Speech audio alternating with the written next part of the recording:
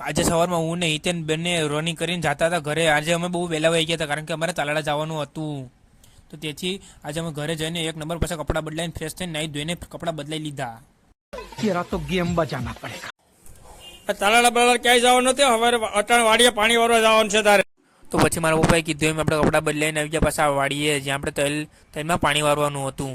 પછી આપણે કપડાં બદલીને ગળામાં એરફોન નાખીને આવી ગયા વાડીએ ગીત સાંભળતા પાણી વારવા.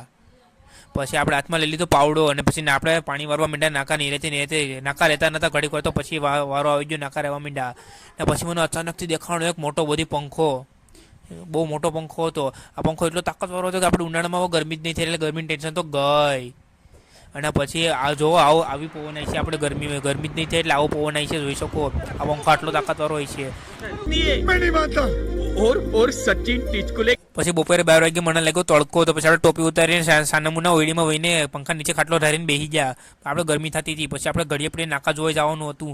એ હાટું હું ઘડી થતા બહાર જાય નાકા જોઈ ને પછી ઘડીક વાર રહીને પાછો આવતો હતો. એમાં હું થાકી ગયો, બહુ થાકી ગયો. પછી આપણે 4 વાગે આપણી ડ્યુટી થઈ ગઈ પૂરી. તો પછી આપણે વયા ગયા ઘરે.